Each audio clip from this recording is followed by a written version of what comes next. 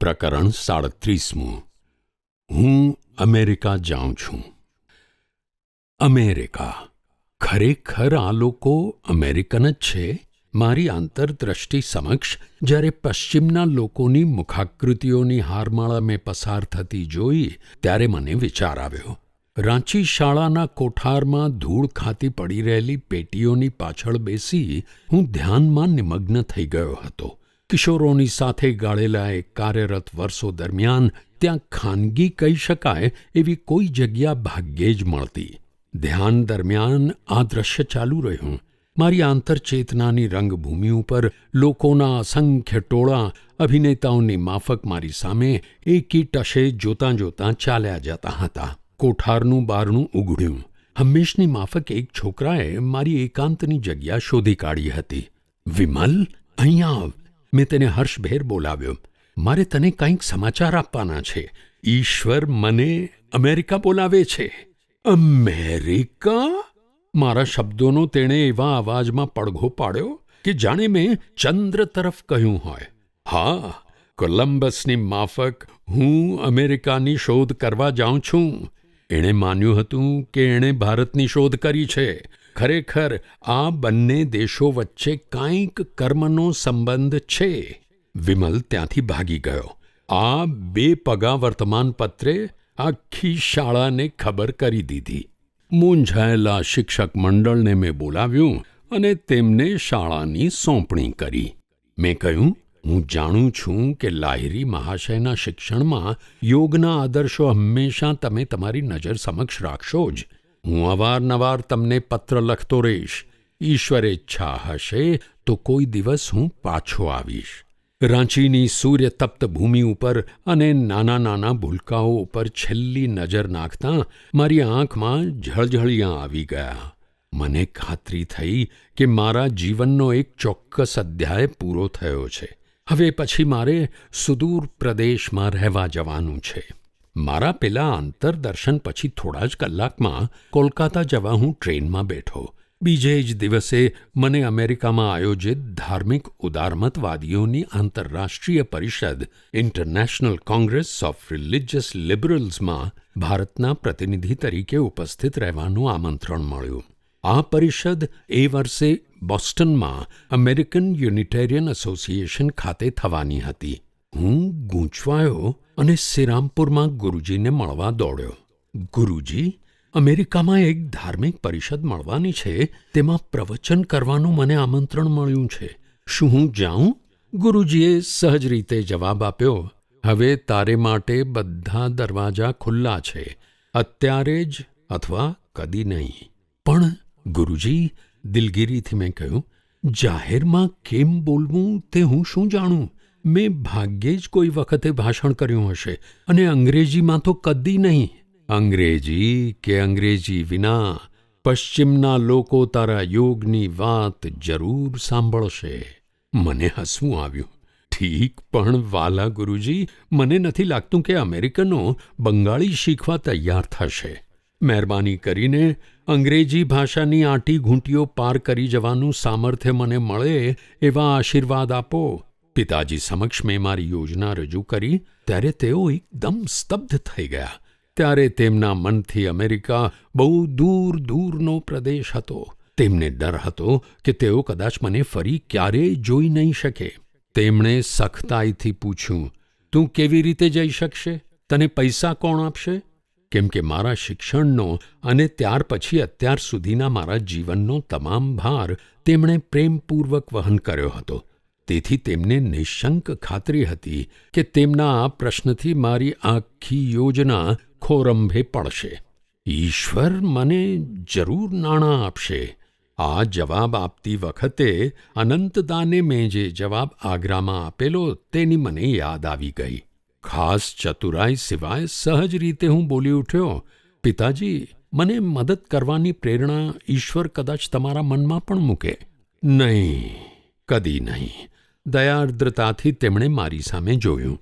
તેથી બીજે દિવસે જ્યારે પિતાજીએ એક મોટી રકમનો ચેક મારા હાથમાં મૂક્યો ત્યારે મને ખૂબ આશ્ચર્ય થયું. તેમણે કહ્યું, હું આ રકમ તને આપું છું એક પિતા તરીકે નહીં, પણ લાહિરી મહાશયના એક વફાદાર શિષ્ય તરીકે. હવે દૂર પશ્ચિમની ભૂમિમાં જઈ ત્યાં ક્રિયાયોગની બિનસાંપ્રદાયિક શિક્ષાનો પ્રચાર કરજે. મારા પિતાજીએ જે ઝડપથી વ્યક્તિગત ઈચ્છાઓને બાજુએ મૂકીને નિસ્વાર્થ હેતુને આગળ કર્યો તે જોઈને હું ખૂબ દ્રવી ઉઠ્યો. તેમને આગલી રાત્રે ખાતરી થઈ ચૂકી હતી કે મારી આ યાત્રાનો હેતુ માત્ર પરદેશની સામાન્ય મુસાફરીનો જ ન હતો. કદાચ આપણે આ જીવનમાં ફરી પાછા ન પણ મળીએ. આ વખતે પિતાજી, જે 67 વર્ષની વયના હતા, તેઓ દિલગીરીથી બોલ્યા. એક પ્રબળ અંતરપ્રેરણાથી પ્રેરાઈને ખાતરીથી મેં જવાબ આપ્યો, ફરી એક વખત ઈશ્વર આપણો મેળાપ જરૂર કરાવી આપશે. ગુરુજી અને મારી જન્મભૂમિને છોડીને અમેરિકાના અજાણ્યા કિનારે પહોંચવાની મારી તૈયારીઓ આગળ વધતી ગઈ, તેમ છતાં મને જરા પણ ગભરાટ નહોતો થયો. સંતોની યુગો જૂની પ્રભાથી વ્યાપ્ત થયેલી ભારતની આધ્યાત્મિક પાર્શ્વભૂમિકાથી સદંતર નિરાળા એવા પશ્ચિમના ભૌતિક વાતાવરણની અનેક નાની મોટી વાતો મારા સાંભળવામાં આવતી હતી. મેં વિચાર્યું, પશ્ચિમના વાતાવરણમાં પ્રવેશ કરવાનું સાહસ કરનાર પૌર્વાત્ય ગુરુને હિમાલયની ઠંડીને સહન કરવા કરતાં પણ વિશેષ મુશ્કેલીઓનો સામનો કરવા માટે તૈયાર રહેવું પડશે. એક દિવસ વહેલી સવારે હું પ્રાર્થના કરવા બેઠો હતો ત્યારે એવો દ્રઢ નિર્ધાર હતો કે પ્રાર્થના કરતાં કરતાં મરણ આવે તો ભલે, પણ ઈશ્વરનો અવાજ ન સંભળાય ત્યાં સુધી ન ઉઠતાં પ્રાર્થના ચાલુ રાખવી. મારે ઈશ્વરના આદેશ અને આશીર્વાદની ખાતરી જોઈતી હતી કે જેથી આ આધુનિક ઉપયોગિતાવાદના ધુમ્મસમાં હું કોઈ ઠેકાણે અટવાઈ ન જાઉં. મારું અંતઃકરણ અમેરિકા જવા તૈયાર હતું, પણ તેને માટે પ્રથમ ઈશ્વરની દિવ્ય અનુમતિ મેળવવાનો મારો નિર્ધાર દ્રઢતર હતો. હું પ્રાર્થના કરતો જ રહ્યો અને સાથે સાથે ડૂસકાઓ દબાવતો રહ્યો. કાંઈ જવાબ ન મળ્યો. મધ્યાહ્ને હું પરાકાષ્ઠાએ પહોંચ્યો. મારી વેદનાની તીવ્રતાના દબાણથી મારું માથું ભમવા લાગ્યું. આંતરિક લાગણીની વધતી જતી ગહનતાથી હું બીજી વખત રડી પડું તો કદાચ મારું મગજ ફાટી જશે તેમ મને લાગ્યું. બરાબર એ જ વખતે કોલકાતાના ગરપાર રોડ ઉપરના મારા ઘરના આગલા દરવાજા ઉપર ટકોરા પડ્યા.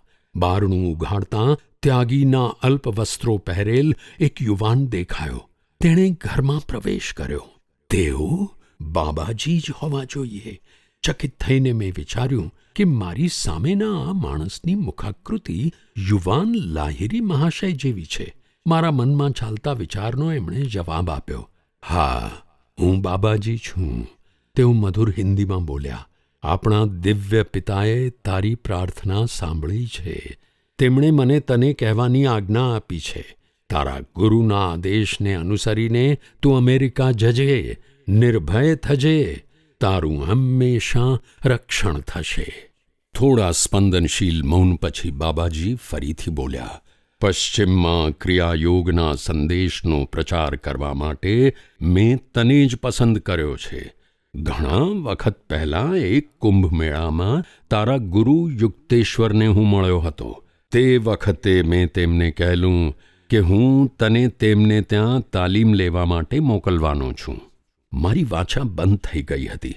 તેમની પ્રત્યક્ષ હાજરીના કારણે હું ભક્તિપૂર્ણ પૂજ્ય ભાવથી અવાક થઈ ગયો કે તેમણે જ મને શ્રી યુક્તેશ્વરજીની પાસે મોકલ્યો હતો. એ વાત સ્વયં તેમના જ મુખેથી સાંભળતા મારું હૃદય કૃતજ્ઞતાથી ભરાઈ ગયું. આ અમર ગુરુના ચરણે મેં સાષ્ટાંગ દંડવત પ્રણામ કર્યા. તેમણે મને પ્રેમપૂર્વક ઉઠાડ્યો. મારા જીવન સંબંધી અનેક વાતો કહ્યા બાદ તેમણે મને કેટલીક વ્યક્તિગત સૂચનાઓ આપી અને સાથે સાથે થોડી ગુપ્ત આગાહીઓ પણ કરી. બહુ જ ગંભીરતાપૂર્વક છેવટે તેમણે કહ્યું, ક્રિયાયોગ એ આત્મદર્શન માટેનું શાસ્ત્રીય વિજ્ઞાન છે. એ આખરે બધા જ દેશોમાં ફેલાશે અને માનવીના પોતાના પરમપિતાની વ્યક્તિગત અતીન્દ્રિય અનુભૂતિ દ્વારા બધા રાષ્ટ્રોમાં અરસપરસ સહકારની ભાવના સ્થાપવામાં સહાયક બનશે. પોતાની અનંત દ્રષ્ટિની શક્તિ વડે ગુરુજીએ વિશ્વ ચૈતન્યના તેજથી મારામાં નવશક્તિનો સંચાર કર્યો. દિવી સૂર્ય સહસ્રસ્ય ભવેદ્યુગ પદુત્થિતા યદિ ભાસ સદૃશી સ્યાદ ભાસસ્તસ્ય મહાત્મનઃ. જો આકાશમાં હજારો સૂર્યોનું તેજ એક જ સાથે પ્રકાશી ઉઠ્યું હોય તો તે પણ તે વિશ્વરૂપ પરમાત્માના પ્રકાશની બરાબર ક્વચિત જ થાય. થોડા વખતમાં બાબાજી બારણા તરફ જવા લાગ્યા. જતાં જતાં તેમણે કહ્યું, મારી પાછળ આવવાનો પ્રયત્ન કરીશ નહીં. એમ કરવું તારા માટે શક્ય પણ નથી. મેં વારંવાર પોકારીને કહ્યું, કૃપા કરીને બાબાજી તમે જશો નહીં, મને સાથે લેતા જાઓ. તેમણે કહ્યું, હમણાં નહીં, બીજી કોઈ વખતે. લાગણીના આવેશમાં મેં તેમની ચેતવણી ધ્યાનમાં લીધી નહીં. જેવો હું તેમની પાછળ દોડ્યો કે તરત જ મારા પગ ભૂમિ સાથે જણાઈ ગયા. બારણામાંથી બાબાજીએ મારા તરફ એક પ્રેમભરી દ્રષ્ટિ ફેંકી. આશીર્વાદ આપતા હોય એવી રીતે તેમણે હાથ ઊંચો કર્યો અને તેઓ ચાલ્યા ગયા. ત્યાં સુધી તેમના તરફ મારી દ્રષ્ટિ ઝંખનાપૂર્વક ખોડાઈ રહી. થોડીક ક્ષણો પછી મારા પગ છૂટા થયા. હું નીચે બેસી ગયો અને ઊંડા ધ્યાનમાં ઉતરી ગયો. મારી પ્રાર્થનાનો જવાબ મળ્યો એટલા માટે જ નહીં, પણ બાબાજી સાથે મને મેળાપ કરાવી આપવા જેટલી કૃપા કરવા માટે હું પ્રભુનો અવિરત આભાર માનતો રહ્યો. પુરાતન છતાં નિત્ય યુવાન એવા મહાગુરુના સ્પર્શ માત્રથી મને મારો આખો દેહ પવિત્ર થયેલો લાગ્યો. એમના પ્રત્યક્ષ દર્શન માટે હું લાંબા કાળથી તીવ્ર ઈચ્છા સેવતો હતો. અત્યાર સુધી બાબાજી સાથેની મારી આ મુલાકાતની વાત મેં કોઈને પણ કરી નથી. મારા અનેક માનવ અનુભવો પૈકીનો આ એક સૌથી વધારે પવિત્ર અનુભવ મેં મારા અંતઃકરણમાં છુપાવી રાખ્યો હતો. પણ પછી મને વિચાર આવ્યો કે એકાંત સેવી બાબાજીને મેં પ્રત્યક્ષ જોયા છે અને તેમને દુનિયાના બનાવોમાં રસ છે એવું જો હું કહું તો આ આત્મકથાના વાચકો તેમના અસ્તિત્વને વધારે સારી રીતે સ્વીકારશે. આધુનિક ભારતના યોગાવતાર પરમગુરુ બાબાજીની તાદૃશ તસવીર આ પુસ્તકમાં દોરવા માટે મેં એક કલાકારની મદદ લીધી હતી. યુનાઇટેડ સ્ટેટ્સની સફરે જવાની આગલી સાંજે હું શ્રી યુક્તેશ્વરજીની પવિત્ર હાજરીમાં જ હતો. તેમણે તેમની લાક્ષણિક સ્વસ્થતાથી સલાહ આપતાં કહ્યું, તે હિન્દુ સમાજમાં જન્મ લીધો છે એ ભૂલી જજે, પરંતુ અમેરિકનોની બધી જ રહેણીકરણી તું અપનાવતો નહીં. બંને પ્રજાઓના ઉત્તમ ગુણો ગ્રહણ કરજે. તું ઈશ્વરનું સંતાન છે. તારા સાચા સ્વરૂપને સદા યાદ રાખજે. જગતની અનેક પ્રજાઓમાં વિખરાયેલા પડેલા તારા બંધુઓના ઉત્તમ ગુણો શોધી શોધીને તું આત્મસાત કરજે. ત્યાર પછી મને આશીર્વાદ આપતાં તેઓ બોલ્યા, ઈશ્વરની શોધ માટે શ્રદ્ધા રાખીને જેઓ તારી પાસે આવશે તેમને મદદ મળશે. જ્યારે તું એમના પર દ્રષ્ટિ કરીશ ત્યારે તારી આંખોમાંથી નીકળતો આધ્યાત્મિક પ્રવાહ તેમના ચિત્તમાં પ્રવેશ કરશે અને તેમની ભૌતિક ટેવો બદલી નાખી તેમને વિશેષ ઈશ્વરાભિમુખ બનાવશે. તેમણે હસતાં હસતાં ઉમેર્યું, નિખાલસ આત્માઓને તારા તરફ આકર્ષવાની શક્તિ વિધાતાએ તને આપેલી છે. જ્યાં જ્યાં તું જશે, જંગલમાં પણ ત્યાં ત્યાં તને મિત્રો મળી રહેશે. એમણે આપેલી બંને આશીષો ઘણી સારી રીતે ફળી છે. જ્યાં મારો એક પણ મિત્ર નહોતો એવા અમેરિકામાં હું એકલો જ આવ્યો હતો, પણ ત્યાં આત્માનો અમર સંદેશો સાંભળવાને આતુર એવા હજારો લોકો મને મળી ગયા. પહેલા વિશ્વયુદ્ધની સમાપ્તિ પછીની અમેરિકા જતી પહેલી યાત્રી સ્ટીમર ધ સિટી ઓફ સ્પાર્ટામાં 1920ના ઓગસ્ટમાં મેં ભારત છોડ્યું. પાસપોર્ટ મેળવવાની ભોગવવી પડતી અનેક અમલદારશાહી મુશ્કેલીઓનો ચમત્કારિક કહી શકાય એવો ઉકેલ થયા પછી હું સ્ટીમરમાં જગ્યા મેળવી શક્યો. સમુદ્રની 2 માસની સફર દરમિયાન એક સહપ્રવાસીને ખબર પડી કે હું બોસ્ટન કોંગ્રેસમાં ભારતના પ્રતિનિધિ તરીકે જાઉં છું. અમેરિકનો જે વિચિત્ર ઉચ્ચારણથી મને પાછળથી બોલાવતા થયા તેનો સૌથી પ્રથમ ઉચ્ચારણ કરનારા આ ગૃહસ્થે મને સંબોધીને કહ્યું, સ્વામી યોગાનંદ, આવતા ગુરુવારે રાત્રે ઉતારુઓને એક ભાષણ આપવાની કૃપા કરશો. જીવનનો સંગ્રામ અને તે કેમ ખેલવો, આ વિષય ઉપરનો વાર્તાલાપ બધાને ઘણો ઉપયોગી નીવડશે. અફસોસ, બુધવારે મને ભાન થયું કે પહેલાં મારે જ પોતાના જીવનનો આ સંગ્રામ ખેલવાનો હતો. મારા વિચારોને ભાષણના રૂપમાં અંગ્રેજીમાં ગોઠવવાની તનતોડ મહેનત કરતાં કંટાળીને આખરે એ પ્રયત્ન જ મેં છોડી દીધો. સવારીએ જોડાવાની તૈયારી થતી જોઈ જંગલી વછેરો જેમ કૂદાકૂદ કરે છે તેમ અંગ્રેજી વ્યાકરણના ચોકઠામાં મારા વિચારો ગોઠવાવા તૈયાર નહોતા.